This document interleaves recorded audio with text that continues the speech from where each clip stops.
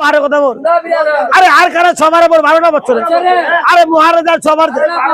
আরে লের কেমন না দাম। আরে আদব টাকার ভাবিলা জানাতে। ও ভাবিলা, আরে আমার হাই স্কুল জীবন ভালো হয়েছে ভাবি মোর কথা লে।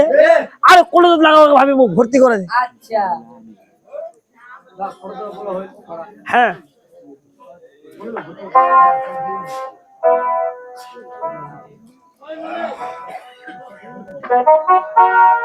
আমার সালাম সালাম গো ভাবি।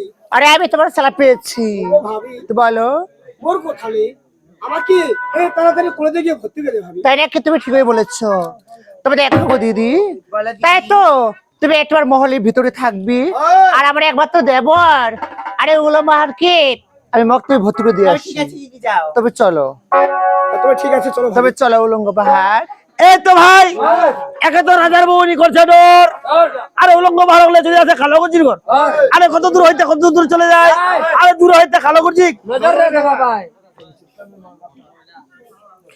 সালাম গুরজি স্যার। ওয়ালাইকুম সালাম। আর জিন্নাতে মাকাম আপনি যার বান্দা আমি তারা হলাম। আর দিল পর খাই গেছে খানা পানি সবাই যায় হারাম। আপনি এ মা আপনাকে তো আমি চিনতে পারলাম না মা। আমি চিনতে পারিনি না আমি হচ্ছে এই রাজ্যের রাজার বধূ। এই রাজ্যের রাজার বধূ। হ্যাঁ। এই ছেলেটা কি তোমার? না না এ তো হচ্ছে আমার একমাত্র দেবর উলঙ্গ। ও তোমার দেবর? হ্যাঁ। ওরে বাপ, আমি আমার জগতের প্রথম দেখলাম যে কোনো ভাবি কার দেবরকে কলেজে ভর্তি করার জন্য নিয়ে আসে। ও নেন্ডা বলি আর তোর নাম কে? লঙ্গমার। আরে পড়েগা আরে পড়েগা। আরে কইছি রে আরে সরকার সে ঠিক জায়গা। ভাই 6টার বাজতে আমি নাই। না হ্যাঁ না আরে মাথা লেনে খুরকাম বাজাই। ওই বেটা এটা কোনো কথা হল?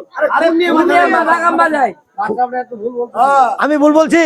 তো যাক বধুমা, বলো। এই তোমার দেবরকে আমি আর কলেজে ভর্তি করে নেব। তোমাকে ভর্তি ফিস দিতে হবে আর এবং এই বোর্ডিং এ থাকতে গেলে কিছু টাকা পয়সা অ্যাডভান্স দিতে হবে। ও তবে ঠিক আছে, বিকাশে পাঠিয়ে দেবো। আচ্ছা ঠিক আছে যাক। এই তোমার উলঙ্গ বারবার রয়ে গেল খালাগঞ্জির ঘর। আরে দেখতে দেখতে আছে 12 বছর। আরে বলো তোমার ঠাই এখন